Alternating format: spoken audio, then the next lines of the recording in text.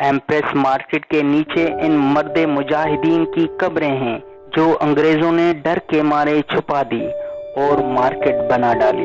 ये इलाका अंग्रेजों के दौर में बहुत खूबसूरत और साफ सुथरा होता था। रामदीन पटेल के पकड़े गए 14 साथियों को दिन की रोशनी में सरेआम तशद्दुद करने के बाद फांसी पे चढ़ा दिया गया और उनकी लाशों को टुकड़े टुकड़े कर दिए गए। अस्सलाम वालेकुम दोस्तों, कराची का सबसे अहम और कारोबारी मरकज एम्प्रेस मार्केट और सदर के इलाके को समझा जाता है। क्या आप जानते हैं कि ये एम्प्रेस मार्केट एक बहुत बड़े आज़ादी पसंद सिपाही रामदीन पटेल और उनके साथियों का कब्रिस्तान है। एम्प्रेस मार्केट के नीचे इन मर्द मुजाहिदीन की कब्रें हैं। ये सब जानने से पहले मेरे चैनल को सब्सक्राइब कर लें और बेल की घंटी को प्रेस कर लें। 1947 से पहले एम्प्रेस मार्केट के मुत्तसिल इलाकों में 90 से 95% गैर मुस्लिम लोगों की आबादी थी, जिनमें ईसाई, पारसी, हिंदू, मराठी, अंग्रेजी फौज के एहलकार और उनके खानदान रहते थे।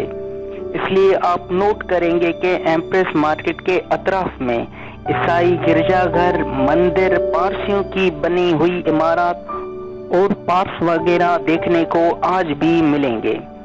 ये इलाका अंग्रेजों के दौर में बहुत खूबसूरत और साफ सुथरा होता था।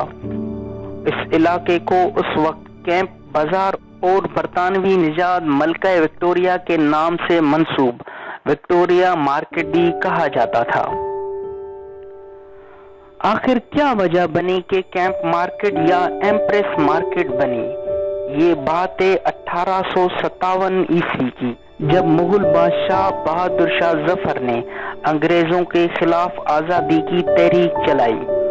उस वक्त कराची में अंग्रेज फौज की 21 रेजिमेंट एम्प्रेस मार्केट के करीब वाक़े फौजी छावनी में तैनात थी। 21 रेजिमेंट में एक सिपाही रामदीन पटेल आज़ादी का बहुत बड़ा शहदाई था। उसने अंग्रेजों से आज़ादी के लिए एक अस्करी तहरीक चलानी चाहिए, क्योंकि ये अंग्रेज फौज की 21वीं रेजिमेंट का सिपाही था।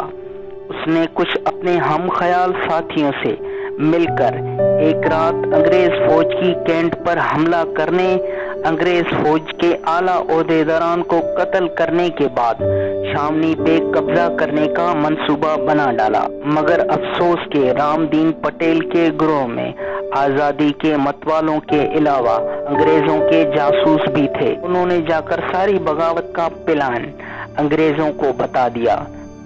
फिर होना क्या था, अंग्रेजी फौजियों ने फौरन रामदीन पटेल और उनके 14 साथियों को गिरफ्तार कर लिया।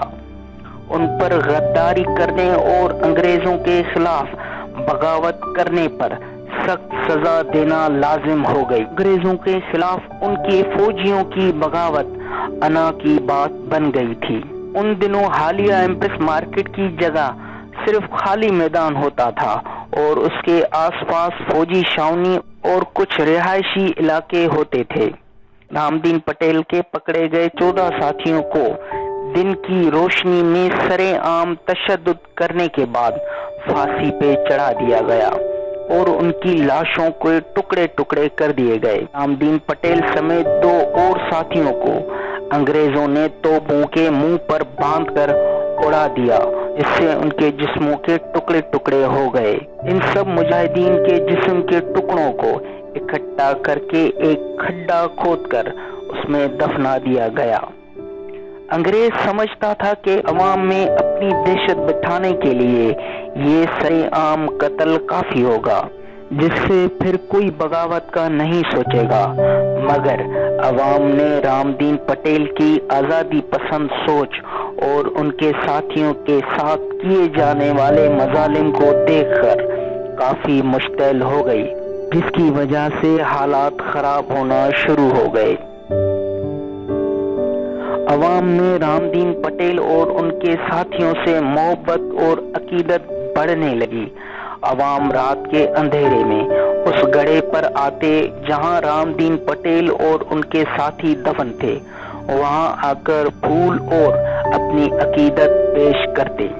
یہ جگہ آزادی پسند سوچ کے لیے بہت بڑی یادگار بن گئی تھی۔